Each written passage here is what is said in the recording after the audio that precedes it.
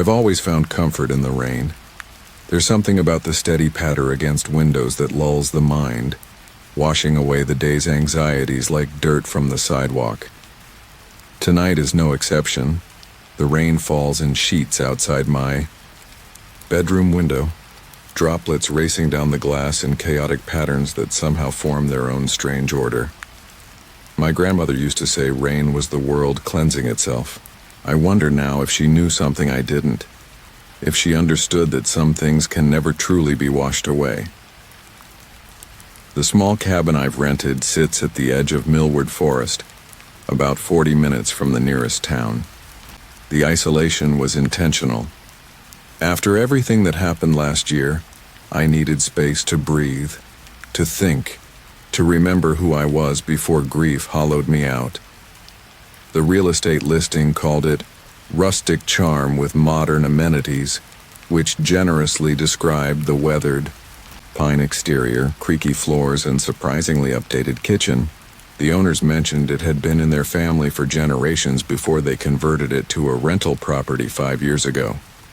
They didn't mention the strange layout, how the hallway seems slightly too long for the house's exterior dimensions, or how sound carries oddly through certain rooms. But those quirks are part of its character, I suppose. My first week here, I compiled a mental catalog of the cabin's sounds, the refrigerator's periodic hum, the hot water heater's distant rumble, the way the north-facing windows rattle when the wind blows just right. Learning a place's symphony of normal noises helps distinguish the abnormal ones. At least that's what I told myself when I started keeping notes in my phone. It wasn't paranoia, just thoroughness. Tonight I sit at the desk by the bedroom window, watching shadows of raindrops dance across the wooden floor, trying to focus on the manuscript that brought me here. 3 months to finish it, my editor had said. 3 months of solitude to transform the meandering draft into something publishable. 3 months to prove I could still write after everything that happened with Claire. Claire. Even thinking her name sends a familiar ache through my chest. It's been 14 months since the accident.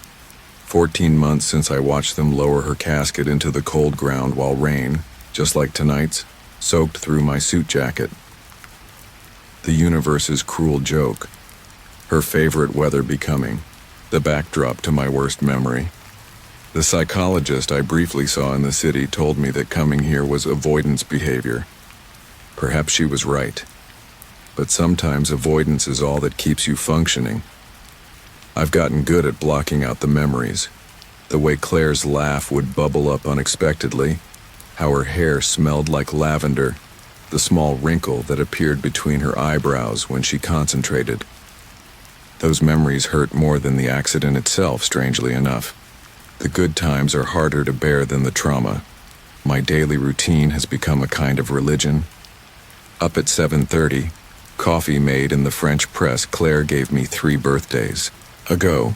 Breakfast while listening to classical music. She preferred jazz, but I can't bear that anymore. Writing until noon. A short walk in the woods if weather permits. More writing until dinner. Evenings spent reading or staring at the ceiling, counting the knots in the wooden beams. Whiskey to help me sleep, though never enough to truly forget. Routines anchor us when everything else has been swept away. Before Claire died, I wrote horror stories, the kind that makes readers check their locks twice before bed. I had a knack for tapping into primal fears, for crafting scenarios that lingered in the mind long after the book was closed. You write like someone who's seen the dark up close, my first editor told me. I thought it was just imagination. Now, I know better. Now I understand that true horror isn't in monsters or gore. It's in the absence of what you love most. It's in the silence of a phone that will never again display her name. It's in the empty side of the bed that stays perfectly made. My current manuscript sits open on my laptop, cursor blinking accusingly at the end of a half-finished sentence. The novel was supposed to be a departure, literary fiction about a man rebuilding his life after loss. My agent called it promising, though we both knew he meant commercial suicide. Readers wanted the horror I was known for, not thinly veiled, autobiography, but I couldn't conjure those dark imaginings anymore. The real horror had swallowed my fictional ones whole. The cabin creaks as a gust of wind pushes against its walls. I've grown to appreciate these sounds. They remind me I'm not floating in an empty void, that physical laws still apply even when emotional ones seem suspended. My coffee has grown cold, but I drink it anyway, watching raindrops collect on the window pane. Something about their pattern seems deliberate tonight, almost like they're forming letters before sliding down in rivulets. I blink, and the illusion disappears. Just pareidolia, the mind's tendency to find meaningful patterns in random stimulus. I've been alone too long. My phone shows no new messages, no surprise there. I've systematically alienated most friends in the months following the funeral. Grief makes people uncomfortable. It's easier to drift away than witness someone else's pain up close. The few who tried to stay connected eventually gave up when I moved here. Only my sister calls regularly, usually on Sundays, her voice carefully modulated to hide her concern. I should be grateful, but sometimes her calls only highlight the silence that fills the rest of my week. The rental agreement for the cabin runs through October, giving me another 5 months of solitude. 5 more months of rain and wind and creaking floorboards. 5 months to either finish the manuscript or admit defeat. 5 months to decide if I'm rejoining the world or retreating further. Some days, the thought of that much time stretching before me feels suffocating. Other days it feels insufficient, a mere blink before I have to face reality again. I close my laptop, giving up on writing for the night. Sleep will be elusive as usual, but at least in bed I can pretend I'm trying.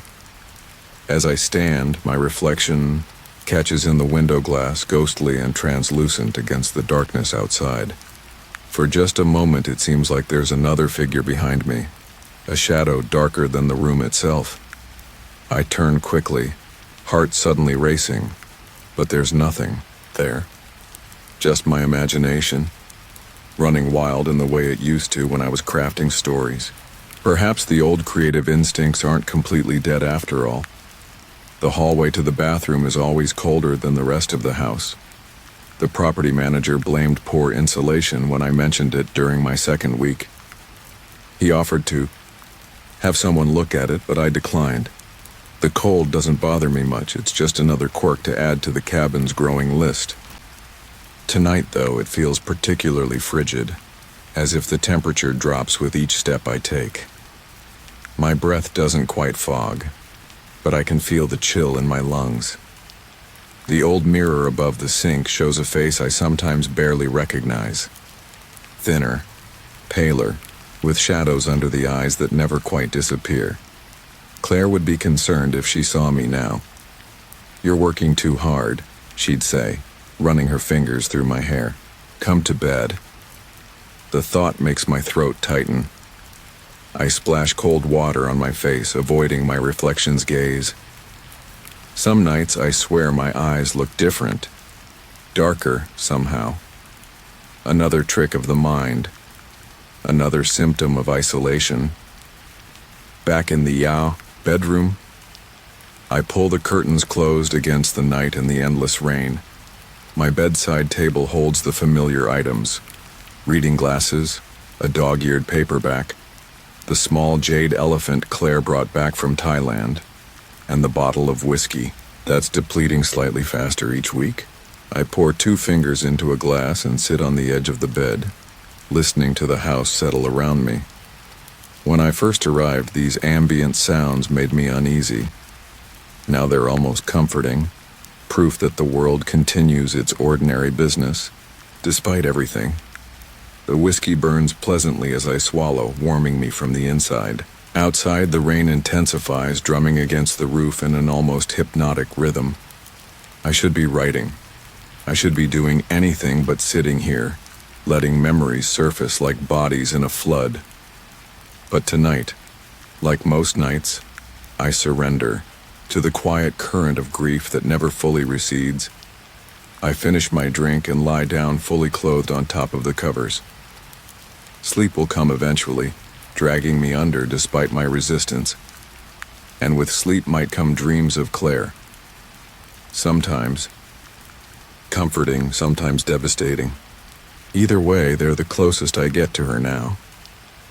The rain continues its steady percussion against the roof and windows, nature's white noise machine drowning out the thoughts I'd rather not hear. I close my eyes and breathe deeply, counting each exhale until the edges of consciousness begin to blur. Just before I drift off, I could swear I hear something that doesn't belong to the cabin's normal symphony of sounds. Something like fingernails, gently scratching against wood. But the whiskey has done its work and I'm too far gone to investigate. I wake to gray morning light and the lingering sense that someone called my name during the night. The rain has stopped, leaving behind a dense fog that presses against the windows like something alive. My head throbs dully. Too much whiskey, too little water. The manuscript awaits, cursor still blinking where I left it. Another day in the cabin. Another day without Claire. My mornings follow their prescribed pattern. Coffee, toast, classical music from the small Bluetooth speaker. Bach this morning. The cello suites that Claire used to say sounded like someone having a conversation with themselves. The fog outside shows no signs of lifting, shrouding the surrounding forest in a milky haze that obscures anything beyond the first line of trees.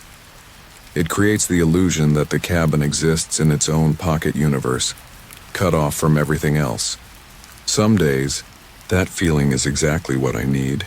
Today it makes my skin crawl with a vague claustrophobia.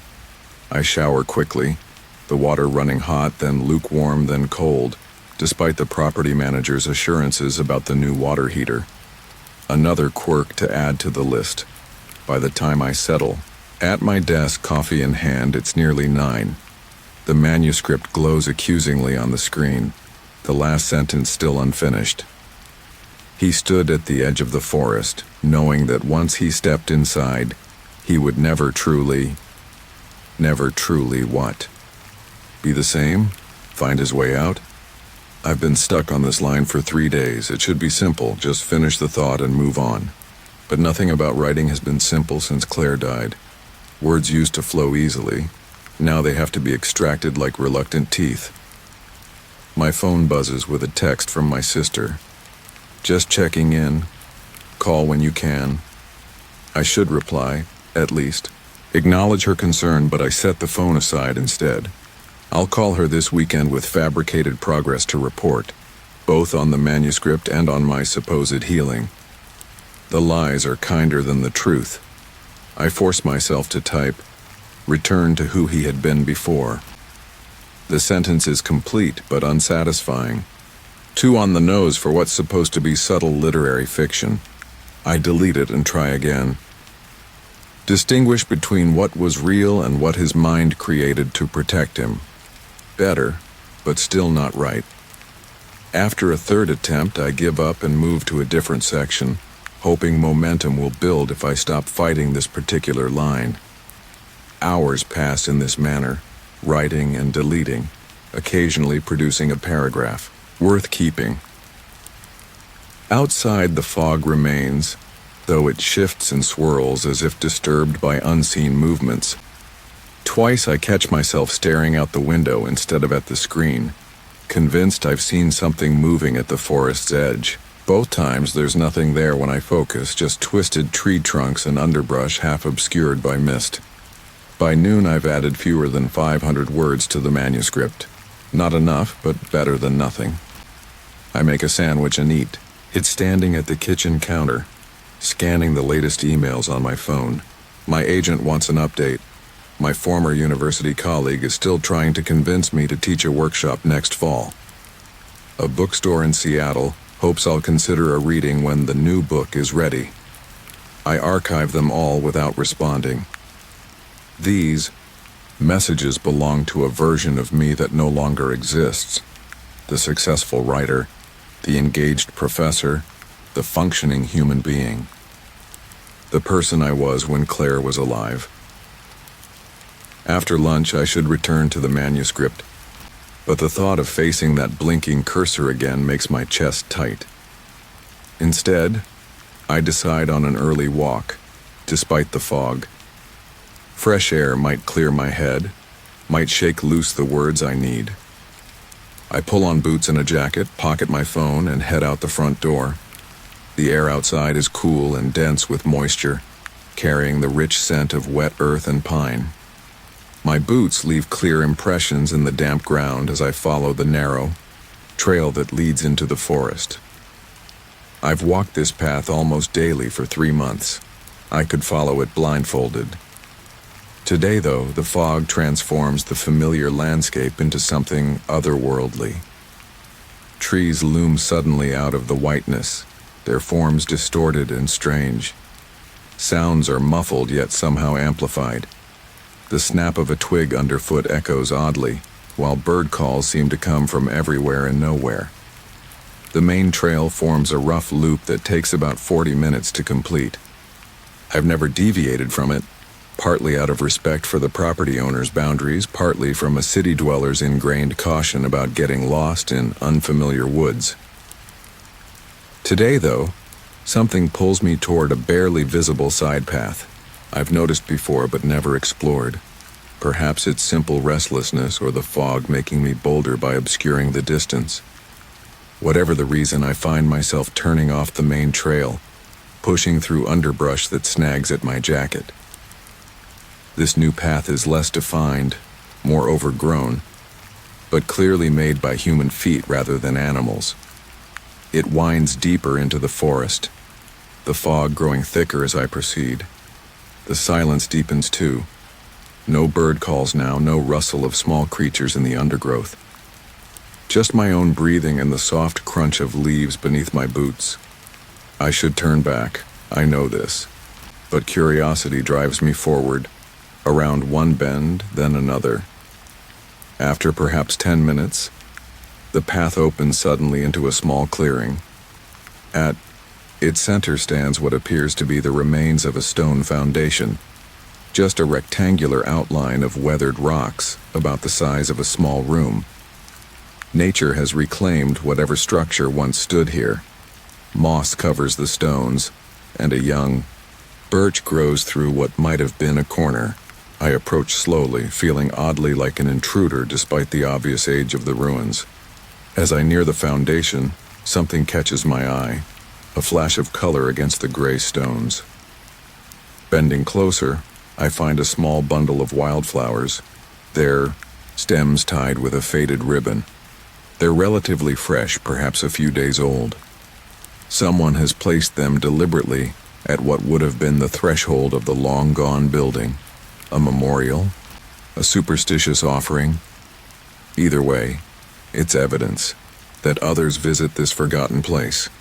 I straighten, suddenly uncomfortable, the sense of trespassing stronger now. The fog seems to press closer around the clearing, as if curious about my presence. A shiver runs through me that has nothing to do with the temperature. I take a few photos with my phone, more out of habit than any real interest, then turn to retrace my steps. That's when I notice something odd. There are 2 paths leading away from the clearing, both equally worn, both disappearing into the fog-shrouded forest. I'm certain I came from the left-hand path, almost certain, but something about the angle seems wrong. I take the left path anyway, walking quickly now, eager to return to the cabin and its familiar confines. 5 minutes along the path, I realize my mistake. This isn't the way I came. The trail is similar but climbs more steeply than I remember, passing between rock formations I hadn't seen before. I stop, considering whether to turn back to the clearing and try the other path. My phone shows no service, typical for these woods, so GPS isn't an option. The fog isn't helping, transforming the forest into a maze of half-seen trunks and ghostly branches. Logic says to return to the clearing and start again. But some instinct, some inexplicable reluctance keeps me moving forward.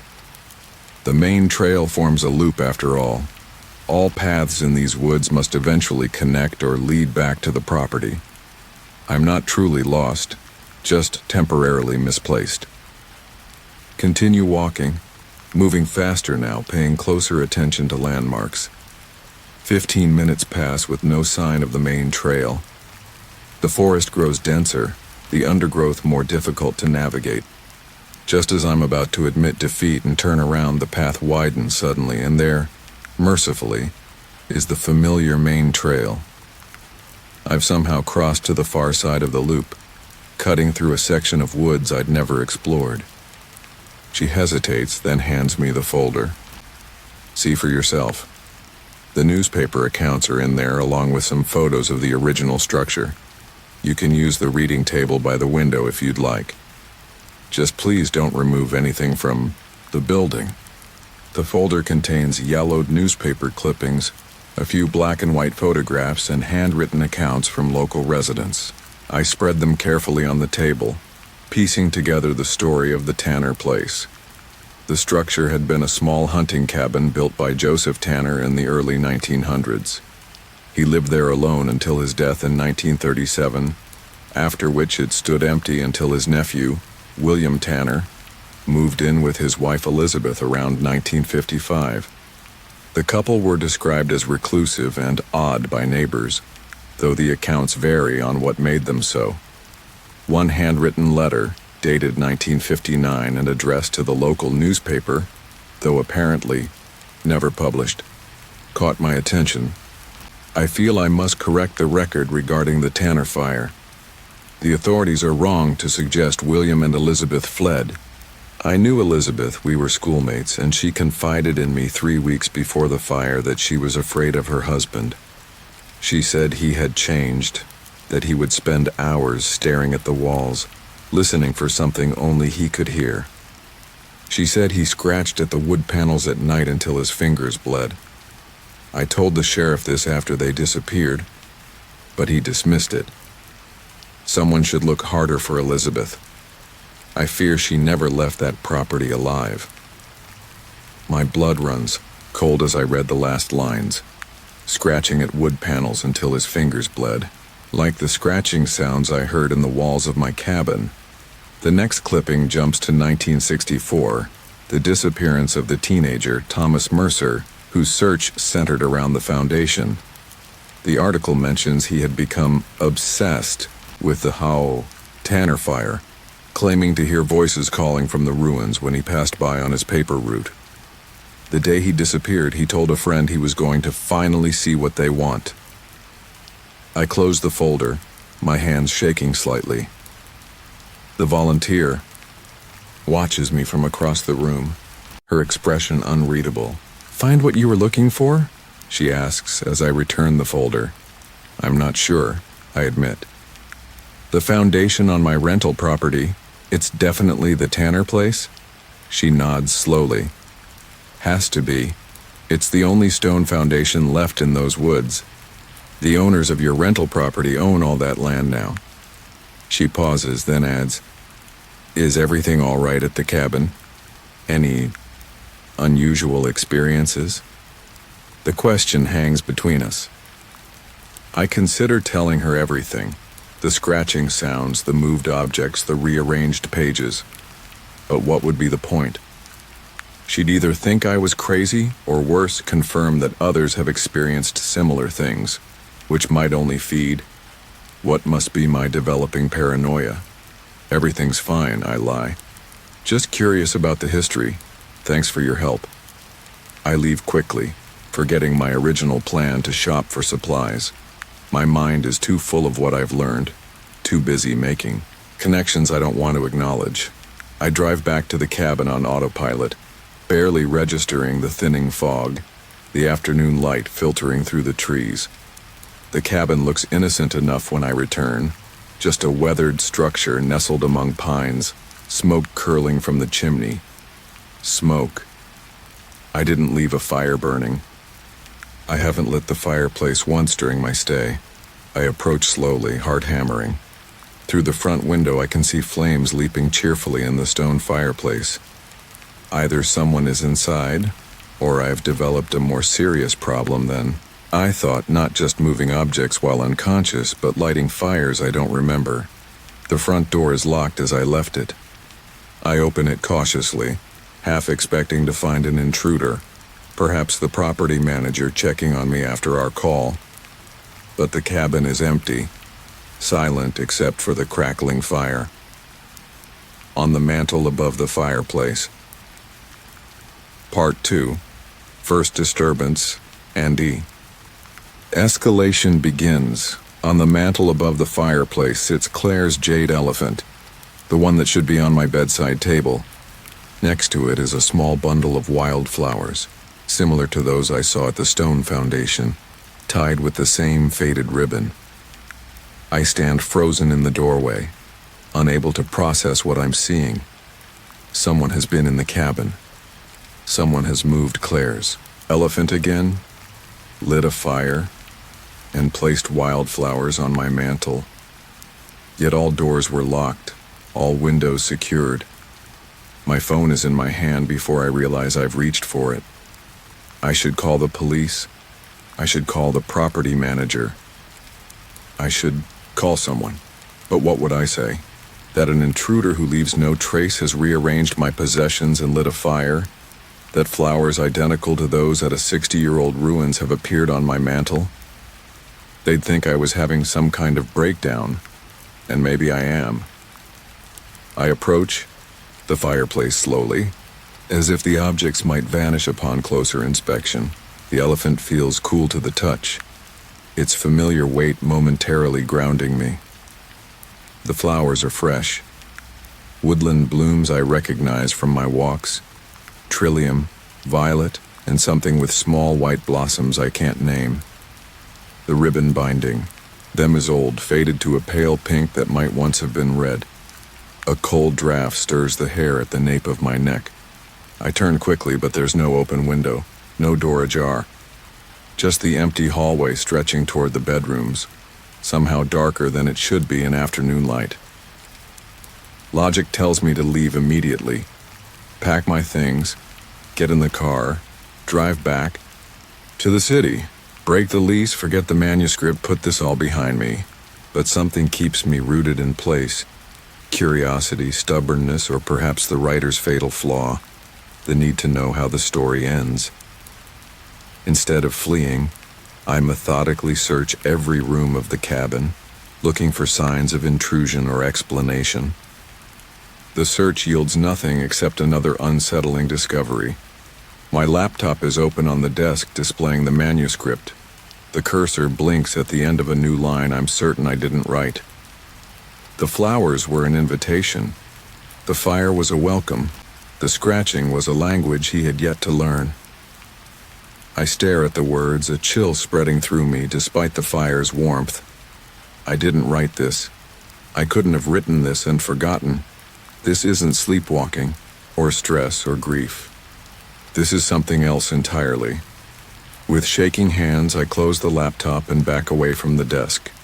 For the first time, I seriously consider the possibility that the cabin is haunted, that the spirits of the vanished Tanners somehow linger here, or that whatever caused William Tanner to scratch at walls until his fingers bled now occupies these rooms with me. The rational part of my mind rebels immediately. I don't believe in ghosts. I've written about them, created them for fiction, but never believed they existed in reality.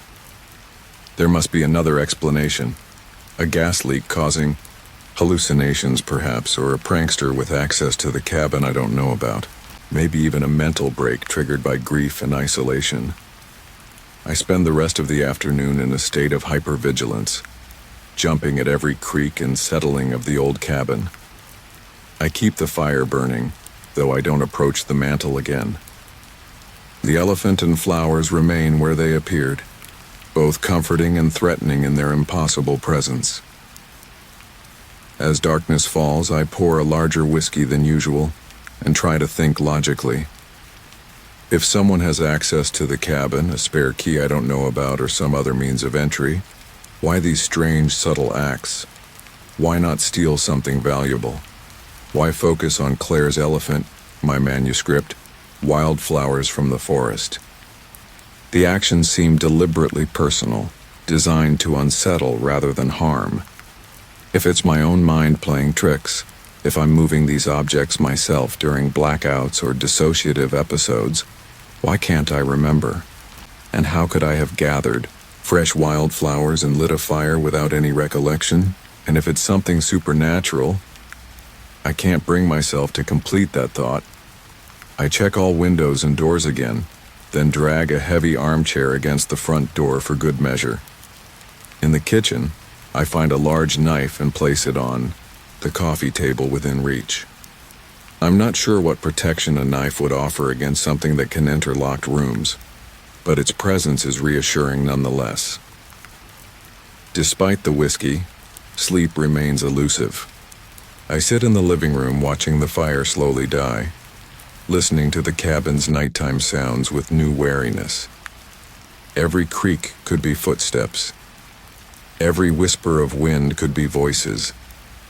Every shadow cast by the fading embers could be something, moving just beyond my perception. Around midnight, the scratching begins again. It starts faintly, almost tentatively, from somewhere inside the wall behind the fireplace. A gentle scraping, as if something is testing the barrier between us. I sit rigid in my chair, knife clutched in one hand, watching the spot where the sound originates. The scratching moves slowly across the wall, following the mantel where the elephant and flowers sit. When it reaches the edge of the wall, it pauses, then continues around the corner now behind me. I turn, tracking the sound as it travels through the wall, scratching and pausing, scratching and pausing. There's an intelligence to its movement. This isn't a rodent or random settling. This is deliberate, exploratory. I follow as it moves down the hallway toward the bedrooms, knife still in hand, heartbeat thundering in my ears. The sound leads me to the spare bedroom, the room I've never used, with its twin bed and faded quilt and windows that face the densest part of the forest. The scratching ceases just as I reach the closed door. My hand hovers over the doorknob, trembling slightly. Do I really want to see what awaits on the other side? Before I can decide, the scratching resumes, no longer in the walls but directly on the other side of the door. Something is dragging, sharp points across the wood, mere inches from my hand. I jump back, nearly dropping the knife as the scratching intensifies, becoming more frantic, more insistent. "What do you want?" I whisper, my voice sounding strange and small in the darkened hallway. The scratching stops immediately. The silence that follows is absolute, as if the entire cabin is holding its breath. Then faintly, I hear what sounds like breathing on the other side of the door, the slow, measured inhalations and exhalations of something waiting. I back away slowly, unwilling to turn my back on the door. When I reach the living room, I grab my phone and car keys. Whatever's happening in this cabin, hallucination, haunting, or human intrusion, I can't stay here tonight. I'll sleep in my car if necessary, parked under the lights of the gas station at the highway turnoff. As I reach for the front door, the lights go out, all of them, simultaneously, plunging the cabin into darkness broken only by the dim glow of embers in the fireplace. I freeze, knife raised, phone's flashlight activated with trembling fingers. From down the hallway comes the sound of the spare bedroom door slowly opening. I don't wait to see what emerges. I throw aside the chair blocking the door, fumble with the locks, and burst outside into the cool night air. Behind me, I hear footsteps in the hallway, slow, deliberate steps moving toward the living room. I don't look back as I sprint to my car, hands shaking so badly I can hardly fit the key in the ignition. The engine starts on the first try, headlights illuminating the cabin's weathered exterior. Through the open front door, I can see nothing but darkness. No figure stands in the doorway. No face appears at the windows.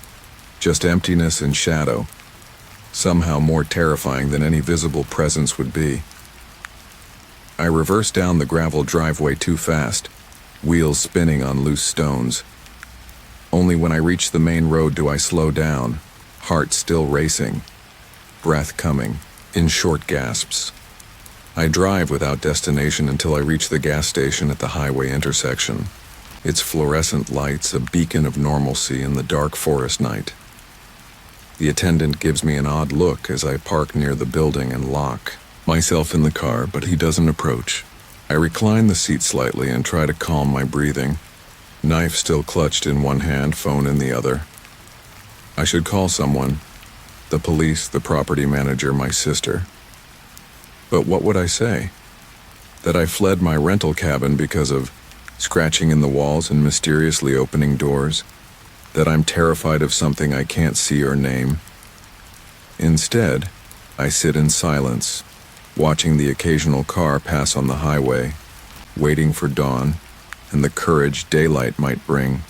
Sleep comes in fitful bursts, dreams blurring with wakefulness until I'm not sure what's real anymore. In one such half-dream, I see Claire standing by the gas pumps wearing the blue dress from our last anniversary dinner, her face turned away.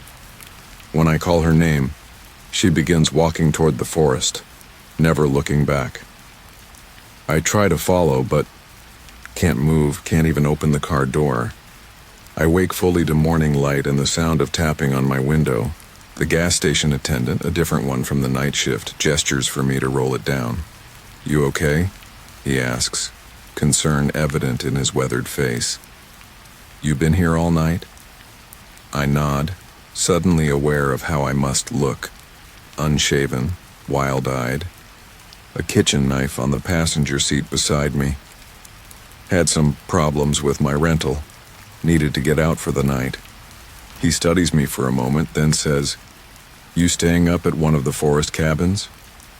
When I nod again, he continues, "Which one?" "The Adler property," I say, naming the owners of my rental. "About 40 minutes up Forest Road." Something flickers. Across his face, recognition, perhaps even concern. "The old Tanner place," he murmurs almost to himself. Then, louder, "Listen, there's a diner just down the highway. Why don't you get some breakfast coffee? You look like you could use it." The diner is nearly empty when I arrive. Just a couple of truckers at the counter and an elderly man reading a newspaper in a corner booth. I choose a table with a clear view of both the entrance and my parked car outside. The waitress brings coffee without being asked, her expression suggesting I'm not the first person to stumble in looking shell-shocked. Over eggs and toast I barely taste, I consider my options.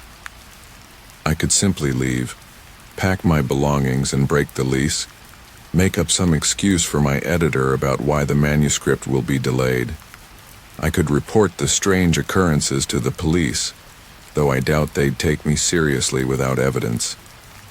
I could confide in my sister, but the thought of explaining everything, the scratching, the moved objects, the adding to my manuscript, makes me cringe. She'd assume grief had finally broken me and insist I see a therapist. Or I could return to the cabin and face whatever awaits me there. The thought sends a shiver through me despite the diner's warmth, and if it's something supernatural, I can't bring myself to complete that thought. I check all windows and doors again, then drag a heavy armchair against the front door for good measure. In the kitchen, I find a large knife and place it on the coffee table within reach. I'm not sure what protection a knife would offer against something that can enter locked rooms, but its presence is reassuring nonetheless. Despite the whiskey, sleep remains elusive. I sit in the living room watching the fire slowly die, listening to the cabin's nighttime sounds with new wariness. Every creak could be footsteps. Every whisper of wind could be voices. Every shadow cast by the fading embers could be something, moving just beyond my perception. Around midnight, the scratching begins again. It starts faintly, almost tentatively, from somewhere inside the wall behind the fireplace. A gentle scraping, as if something is testing the barrier between us. I sit rigid in my chair, knife clutched in one hand, watching the spot where the sound originates. The scratching moves slowly across the wall, following the mantel where the elephant and flowers sit. When it reaches the edge of the wall, it pauses, then continues around the corner now behind me. I turn, tracking the sound as it travels through the wall, scratching and pausing, scratching and pausing. There's an intelligence to its movement. This isn't a rodent or random settling. This is deliberate, exploratory. I follow as it moves down the hallway toward the bedrooms, knife still in hand, heartbeat thundering in my ears. The sound leads me to the spare bedroom, the room I've never used, with its twin bed and faded quilt and windows that face the densest part of the forest. The scratching ceases just as I reach the closed door.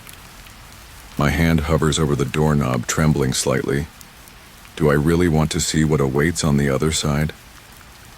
Before I can decide, the scratching resumes, no longer in the walls but directly on the other side of the door. Something is dragging, sharp points across the wood, mere inches from my hand. I jump back, nearly dropping the knife as the scratching intensifies, becoming more frantic, more insistent. "What do you want?" I whisper, my voice sounding strange and small in the darkened hallway. The scratching stops immediately. The silence that follows is absolute, as if the entire cabin is holding its breath. Then faintly, I hear what sounds like breathing on the other side of the door, the slow, measured inhalations and exhalations of something waiting. I back away slowly, unwilling to turn my back on the door. When I reach the living room, I grab my phone and car keys. Whatever's happening in this cabin, hallucination, haunting, or human intrusion, I can't stay here tonight. I'll sleep in my car if necessary, parked under the lights of the gas station at the highway turnoff. As I reach for the front door, the lights go out, all of them, simultaneously, plunging the cabin into darkness broken only by the dim glow of embers in the fireplace. I freeze, knife raised, phone's flashlight activated with trembling fingers. From down the hallway comes the sound of the spare bedroom door slowly opening. I don't wait to see what emerges. I throw aside the chair blocking the door, fumble with the locks, and burst outside into the cool night air. Behind me, I hear footsteps in the hallway. Slow, deliberate steps moving toward the living room. I don't look back as I sprint to my car, hands shaking so badly I can hardly fit the key in the ignition. The engine starts on the first try, headlights illuminating the cabin's weathered exterior. Through the open front door, I can see nothing but darkness. No figure stands in the doorway. No face appears at the windows. Just emptiness and shadow, somehow more terrifying than any visible presence would be. I reverse down the gravel driveway too fast, wheels spinning on loose stones. Only when I reach the main road do I slow down, heart still racing, breath coming in short gasps. I drive without destination until I reach the gas station at the highway intersection, its fluorescent lights a beacon of normalcy in the dark forest night. The attendant gives me an odd look as I park near the building and lock myself in the car, but he doesn't approach. I recline the seat slightly and try to calm my breathing, knife still clutched in one hand, phone in the other. I should call someone, the police, the property manager, my sister. But what would I say? That I fled my rental cabin because of scratching in the walls and mysteriously opening doors? That I'm terrified of something I can't see or name? Instead, I sit in silence, watching the occasional car pass on the highway, waiting for dawn and the courage daylight might bring. Sleep comes in fitful bursts, dreams blurring with wakefulness until I'm not sure what's real anymore. In one such half-dream, I see Claire standing by the gas pumps wearing the blue dress from our last anniversary dinner, her face turned away. When I call her name, she begins walking toward the forest, never looking back. I try to follow, but can't move, can't even open the car door. I wake fully to morning light and the sound of tapping on my window. The gas station attendant, a different one from the night shift, gestures for me to roll it down. "You okay?" he asks, concern evident in his weathered face. "You been here all night?" I nod, suddenly aware of how I must look. Unshaven, wild-eyed. A kitchen knife on the passenger seat beside me. Had some problems with my rental. Needed to get out for the night. He studies me for a moment, then says, "You staying up at one of the forest cabins?" When I nod again, he continues, "Which one?" "The Adler property," I say, naming the owners of my rental. About 40 minutes up Forest Road. Something flickers. Across his face, recognition, perhaps even concern. "The old Tanner place," he murmurs almost to himself. Then, louder, "Listen, there's a diner just down the highway. Why don't you get some breakfast coffee? You look like you could use it." The diner is nearly empty when I arrive. Just a couple of truckers at the counter and an elderly man reading a newspaper in a corner booth. I choose a table with a clear view of both the entrance and my parked car outside. The waitress brings coffee without being asked, her expression suggesting I'm not the first person to stumble in looking shell-shocked. Over eggs and toast I barely taste, I consider my options. I could simply leave, pack my belongings and break the lease, make up some excuse for my editor about why the manuscript will be delayed. I could report the strange occurrences to the police, though I doubt they'd take me seriously without evidence. I could confide in my sister, but the thought of explaining everything, the scratching, the moved objects, the adding to my manuscript, makes me cringe. She'd assume grief had finally broken me and insist I see a therapist. Or I could return to the cabin and face whatever awaits me there. The thought sends a shiver through me despite the diner's warmth. As I'm contemplating a third cup of coffee, the elderly man from the corner booth approaches my table. He's tall and stooped, with the leathery skin of someone who spent a lifetime outdoors. Without asking permission, he sits across from me. "Heard. You're staying at the old Tanner place," he says without preamble. "Bobby at the gas station called me, thought we should talk." I tense, suddenly wary. "Who are you?" "Name's Frank Mercer." He extends a gnarled hand, which I shake automatically. The name registers a moment later. Mercer, like Thomas Mercer, the teenager who disappeared in '64. Frank's eyes, pale blue, surprisingly sharp under bushy gray brows, narrow slightly. "My nephew. You know about Tommy." I explain my visit to the Historical Society, watching as the old man's expression grows increasingly grave. When I finish, he leans forward, voice lowered, though no one sits near us. "What have you experienced at the cabin?" he asks. "And don't bother lying. Bobby says you spent the night in your car with a knife beside you. Something spooked you good. Perhaps it's exhaustion, or the relief of speaking to someone who seems to take me seriously. But I find myself telling Frank everything. The scratching sounds, the moved objects, the manuscript editions, the wild flowers that appeared on my mantle. I describe the fire I didn't light and the footsteps I heard before fleeing. By the time I finish, my coffee has gone cold and Frank's face has grown ashen. Tommy used to talk about the scratching. He says quietly. Said he heard it whenever he passed the foundation, like something was trying to get out.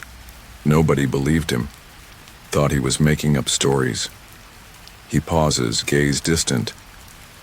The day he disappeared, he told his mother he was going to help them.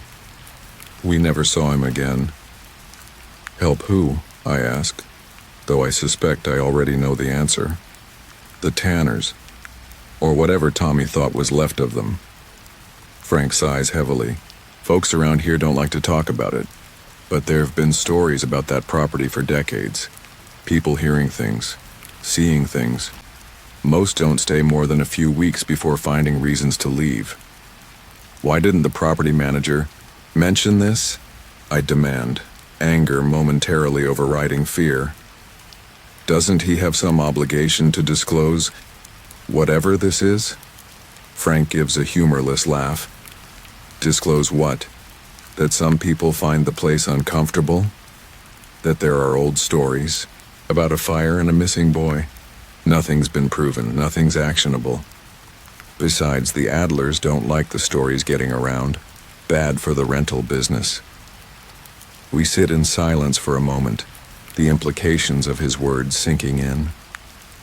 Finally, I ask the question that's been haunting me since the Historical Society. What happened to the Tanners? Really? Frank shakes his head slowly. Nobody knows for certain. The official story is they fled before the fire, arson to cover some kind of financial fraud. But there were rumors. He trails off, seeming to reconsider his words. What kind of rumors?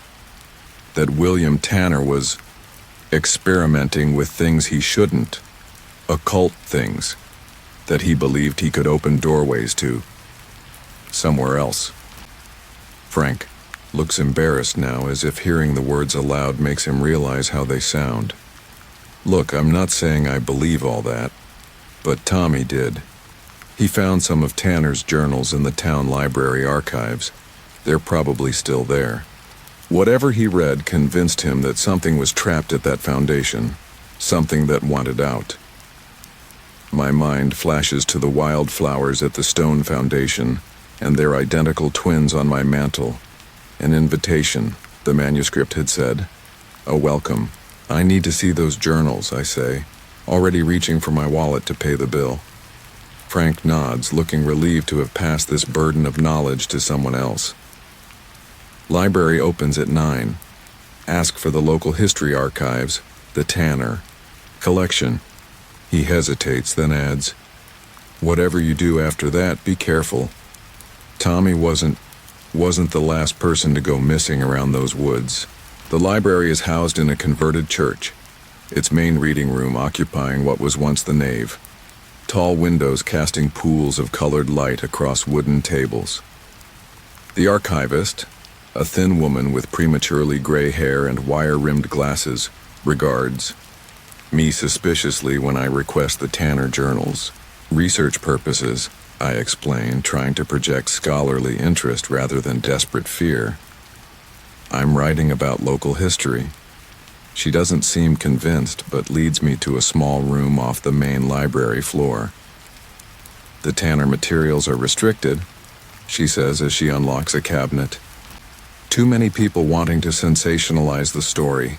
You can read them here, but nothing leaves this room. She places a worn leather box on the table. I'll be right outside if you need anything. The box contains 3 small journals bound in cracked leather, along with a folder of loose papers and what appears to be a hand-drawn map. The journals span from 1955 to 1958, William Tanner's entire residence at the cabin. I begin with the earliest volume, trying to make sense of the cramped handwriting that fills its pages. The first entries are mundane enough. Notes about repairs to the cabin, observations of wildlife, complaints about the isolation. William Tanner emerges as an educated but somewhat misanthropic man who sought solitude after some unnamed professional disgrace in Boston. His wife Elizabeth appears only occasionally in these early entries, usually in the context of her discontent with their new life. By mid-1956, the tone shifts. Tanner begins documenting strange dreams, vivid nightmares in which he wanders endless corridors searching for something unnamed. He describes waking to find himself standing in different parts of the cabin with no memory of how he got there. And he mentions with increasing frequency sounds in the walls. The scratching continued for 3 hours tonight. One entry reads, E claims she cannot hear it, but how can that be possible? It follows me from room to room, always just behind the wall where I stand. Something wishes to communicate. I am certain of it now. Later entries become more disturbing as Tanner details experiments to contact whatever he believes inhabits his walls. He describes creating listening devices from household objects, spending hours with his ear pressed to homemade amplifiers against the cabin's wooden panels. He begins corresponding with someone identified only as Professor M about acoustic phenomena and thin places where, he theorizes, the barrier between worlds has worn down. By early 1957, Tanner's writing becomes increasingly erratic. Pages are filled with diagrams of the cabin's walls, with certain sections heavily annotated. He describes drilling small holes in these locations, listening, then sealing them with wax to prevent premature emergence. He reports Elizabeth's growing alarm at his behavior, her threats to leave, and his conviction that she simply cannot perceive what I perceive. The most disturbing entries begin in winter 1957. Tanner describes sound giving way to language. Not words as we understand them, but impressions, images that form in my mind when the scratching follows certain patterns. He becomes convinced that something ancient and powerful lives within or beneath the cabin, something that has been trying to communicate with humans for centuries. It has shown me such wonders, he writes in February 1958, such terrible, beautiful knowledge. The price it asks is modest compared to what it offers. E doesn't understand. She fears what she cannot comprehend. But I will make the opening. I will welcome it through. And then all will see. The final journal entry, dated just 2 weeks before the fire, contains a passage that makes my blood run cold. The preparations are complete. The gateway requires one final component, a human witness other than myself, one whose perception is already attuned to the in-between. E refuses to participate despite my explanations. Her perception is too limited. She sees only mundane reality. I will need to find another.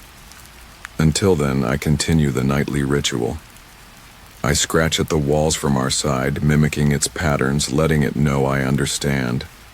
Soon the barrier will be thin enough. Soon we will see each other clearly. Soon, I will no longer need to use my own blood to mark the invitation. The journal ends there. Whatever happened in those final 2 weeks, whatever led to the fire that destroyed the cabin and the disappearance of the Tanners, remains unrecorded. I sit back, mind racing with implications.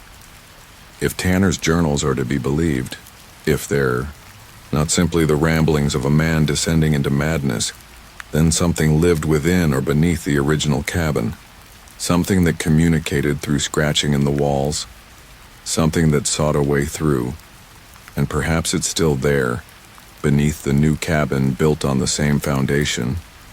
The loose papers in the box contain correspondence between Tanner and the mysterious Professor M, mostly discussing theoretical physics and something called membrane theory that allows for multiple realities existing in parallel.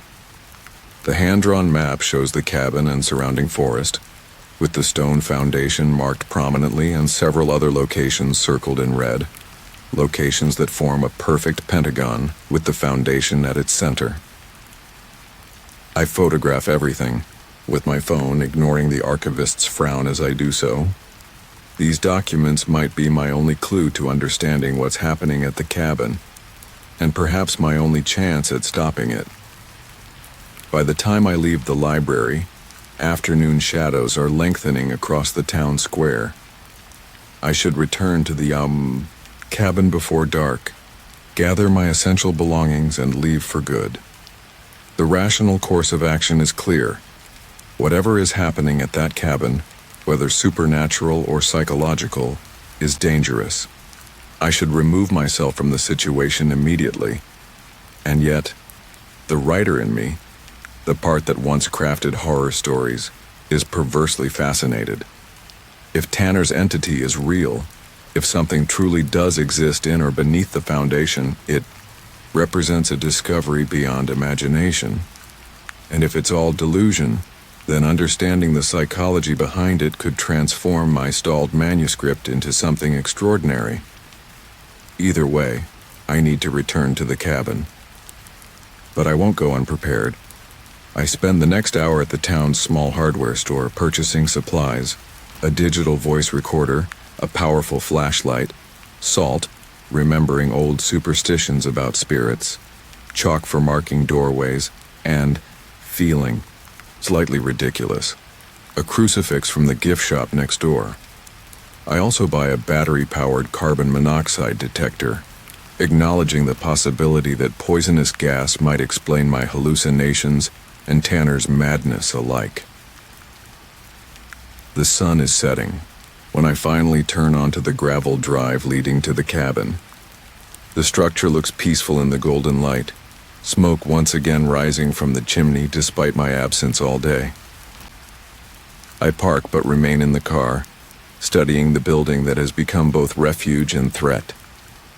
If I'm wise, I'll grab my computer, my notes, and Claire's elephant, then leave without spending another night. But wisdom has never been my defining characteristic.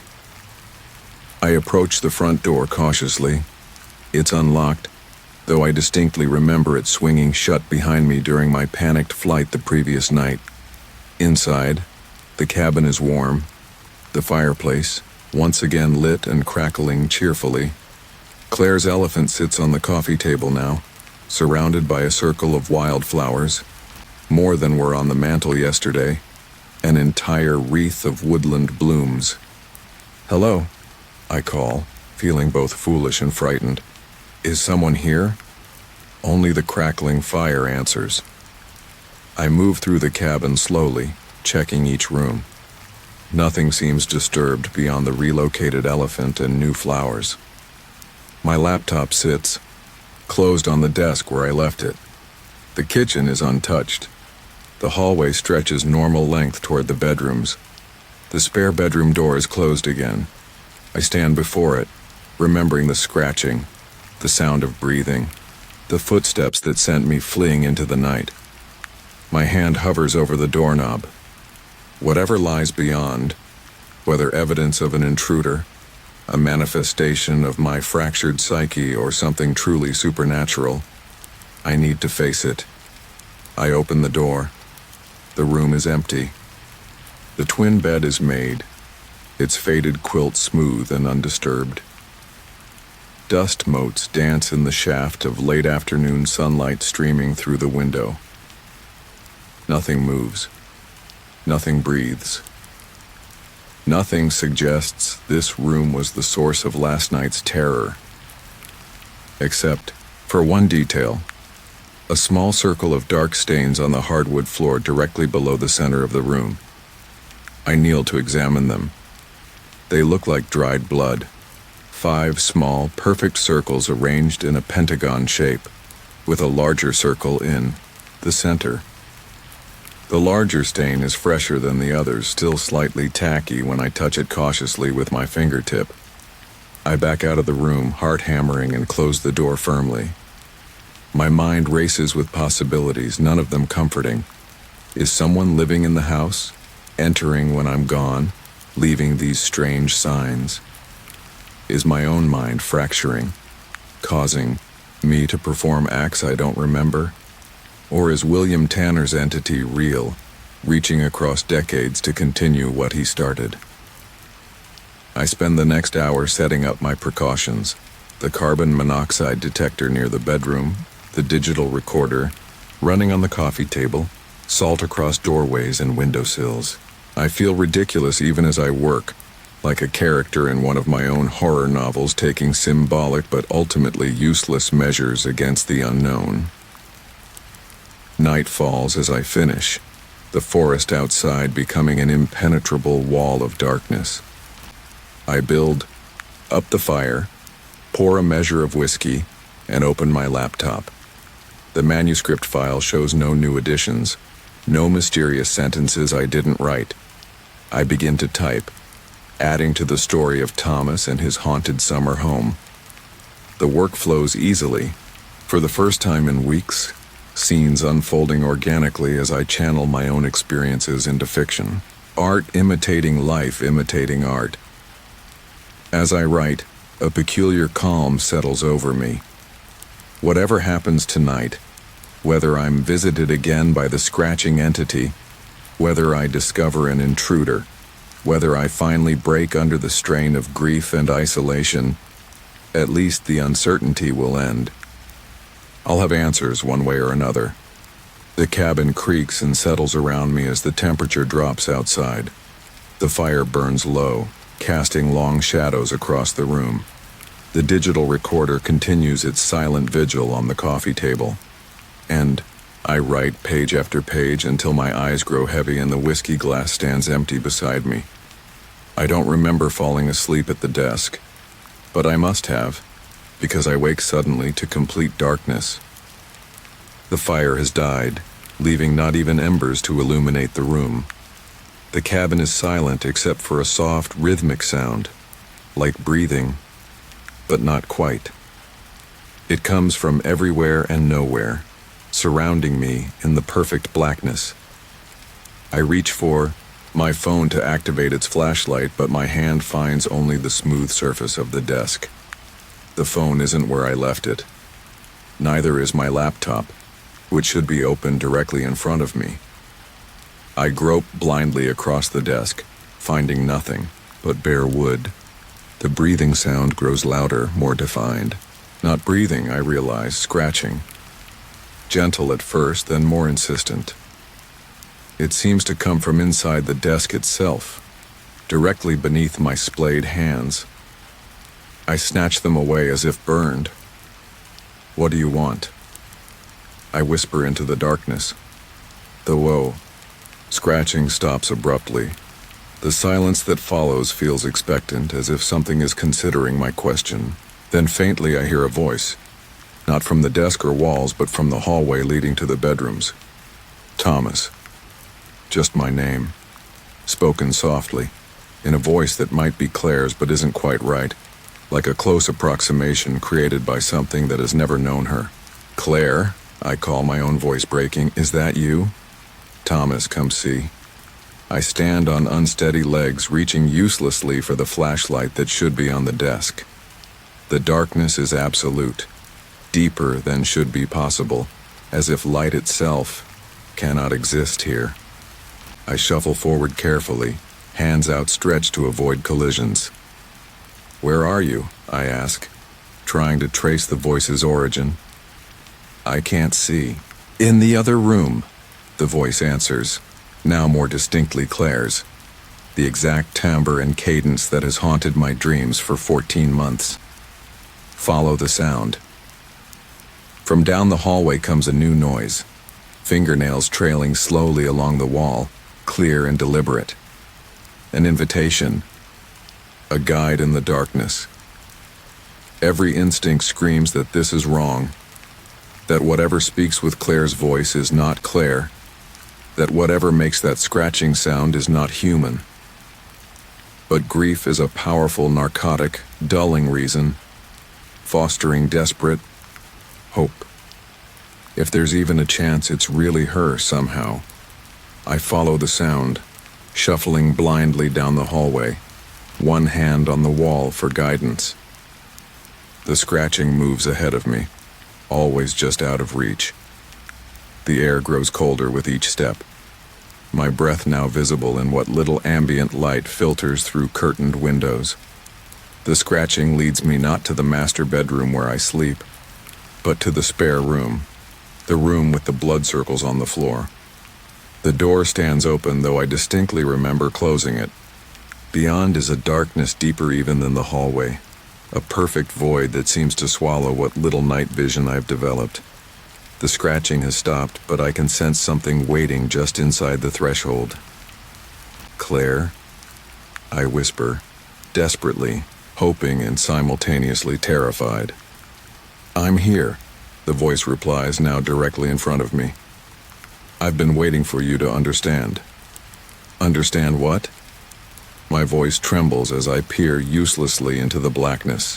What William started, what Thomas continued, what you're meant to finish. Not Claire's voice anymore, or not only hers. Other voices weave through it now, a chorus speaking in unison, using her familiar tones as foundation for something ancient and many-faceted. I back away, suddenly clear-headed despite the darkness and disorientation. You're not Claire. What are you? Soft laughter ripples through the darkness, a sound like wind through dead leaves. We are the waiting. We are the between. We have lived alongside you, separated by the thinnest barrier, since before your kind learned to speak. And we have been very patient. The temperature plummets, frost crystallizing on the walls around me. From the darkened doorway emerges not a figure but an absence, a Claire-shaped void that moves with her grace but contains nothing human. You made yourself known to William Tanner, I say, continuing to back away as the void advances. And to Thomas Mercer. What happened to them? They served their purpose, the chorus voice replies. They opened the way just a little, but not enough, never enough. The barrier remained. And what's my purpose? I'm at the end of the hallway now, the living room just behind me. If I can reach my car keys, my phone. You're the witness, the voice says, as if this explains everything. The one who perceives both sides. Your grief has thinned the veil between your world and ours. Your pain has created possibilities.